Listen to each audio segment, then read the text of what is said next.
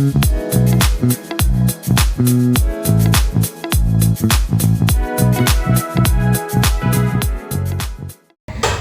guys, selamat datang kembali di podcast Bahasa Kita.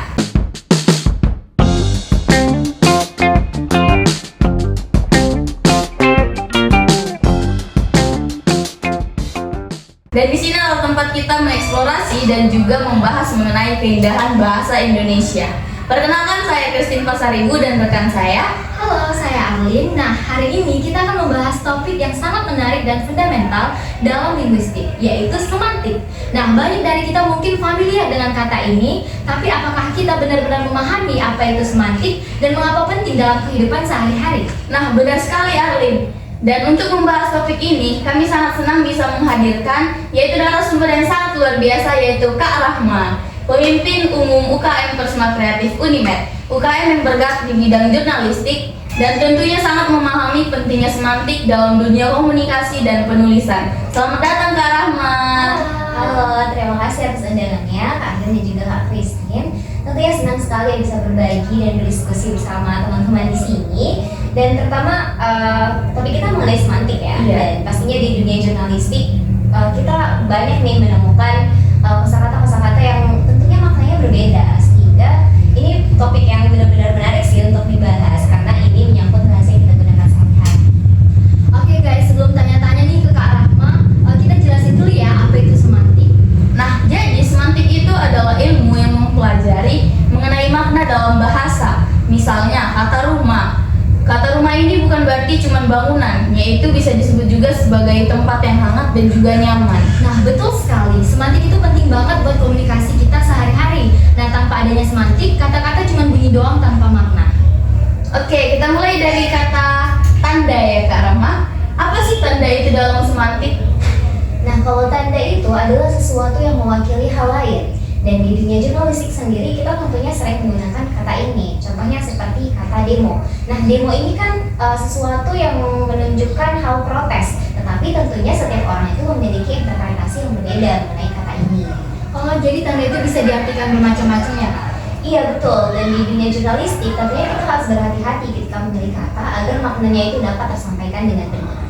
Nah, terus mengenai lambang itu gimana Kak? Nah, kalau lambang itu adalah tanda yang hubungan dengan objeknya itu telah melalui kesepakatan. Nah, contohnya seperti kata buku di Indonesia dan book di Inggris. Tentunya ini menuju kepada satu hal yang sama, yaitu benda mati, yaitu alat tulis. Tetapi dia dengan penamaan ataupun dengan bunyi yang berbeda. Oh, jadi lambang itu kayak kesepakatan gitu ya Kak? Iya, benar sekali. Dan di dunia jurnalistik, kita juga harus paham mengenai hal ini. Contohnya ketika kita menuliskan kata petugas dan juga aparat. Nah, ini kan ujungnya itu sama-sama orang yang sedang bertugas ataupun orang yang sedang menjaga sesuatu di suatu instansi misalnya. Tetapi ketika kita menggunakannya, tentu maknanya itu ataupun kesan yang ditimbulkan itu bisa berbeda. Nah, kalau simbol apa itu bedanya dengan lambang Kak? Nah, kalau simbol itu dia lebih kompleks dan lebih emosional. Nah, contohnya itu seperti bendera merah putih. Bendera merah putih ini tentunya bukan hanya sekadar kain bagi kita, tetapi dia itu adalah simbol Indonesia, simbol kemerdekaan dan juga simbol perjuangan. Wah, jadi maknanya lebih dalam ya Kak ya? Iya, benar sekali. Dan di dunia jurnalistik kita tentunya sering menggunakan simbol agar membuat pembaca itu lebih tersentuh. Contohnya ketika kita menyebutkan pendidikan. Nah, pendidikan itu bukan cuma soal sekolah, tetapi itu adalah simbol harapan dan juga masa depan. Nah, sekarang kita soal konsep. Gimana sih konsep itu berperan dalam semantik? Nah, kalau konsep itu merupakan gambaran umum yang ada di pikiran kita. Contohnya ketika kita mendengar kata kucing. Dan tentunya kucing itu memiliki bentuk ataupun gambaran umum yang berbeda-beda di setiap pemikiran orang. Nah, maka ketika kita mendengar suatu kata, tentunya yang kita pikirkan itu adalah gambaran umum keseluruhan mengenai konsep ataupun kata yang disebutkan itu. Oke, apakah konsep ini sama di semua budaya Kak?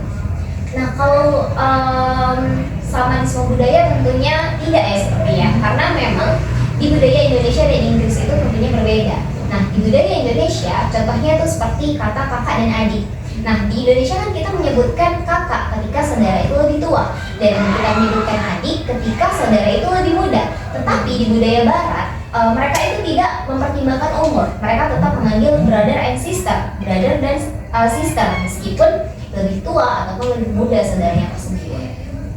Nah, terakhir nih Kak, gimana sih proses penamaan dalam semantik itu? Nah, kalau proses penamaan itu ada beberapa cara. Nah, contohnya itu seperti penamaan berdasarkan tiruan bunyi. Contohnya seperti kita memanggil meong untuk kucing ataupun mbe untuk kambing, dan juga ada penamaan yang berdasarkan persamaan. Contohnya kaki kursi, kaki meja, kaki gunung, dan itu sama-sama berdasarkan fungsi. Nah, kaki itu kan sama-sama seperti kalau misalnya di bagian anggota tubuh, kaki itu adalah penopang ataupun anggota tubuh yang paling bawah yang berfungsi untuk menopang tubuh kita. Sama seperti kaki meja, kaki gunung, kaki kursi, itu tetap sama-sama sebagai penumpu seperti itu. Oke, jadi sekarang masih ada nggak Kak penamaan baru? Nah, kalau penamaan baru tentunya banyak banget ya. Apalagi di era digital saat ini itu muncul istilah seperti viral, netizen, dan juga buzzer. Dan itu tentunya adalah penamaan yang terus berkembang di era saat ini. Wah, seru banget ya bahas semantik kali ini.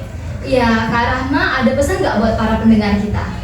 Nah, kalau pesan untuk para pendengar kita, yuk kita lebih aware dalam menggunakan bahasa. Karena setiap bahasa ataupun setiap kata yang kita gunakan itu maknanya itu bisa berbeda-beda. Sehingga ada gunanya kita itu mempelajari semantik dan juga ilmu-ilmu lain yang terkait dengan bahasa, agar ketika kita menyampaikan sesuatu ataupun ketika kita menuliskan sesuatu, itu kita tuh bisa menyampaikan makna dengan benar dan tidak menimbulkan kesalahpahaman. Makanya sebagai bentuk kecintaan kita pada negara kita, jadi ayo kita lebih paham dan lebih mendalami tentang bahasa kita.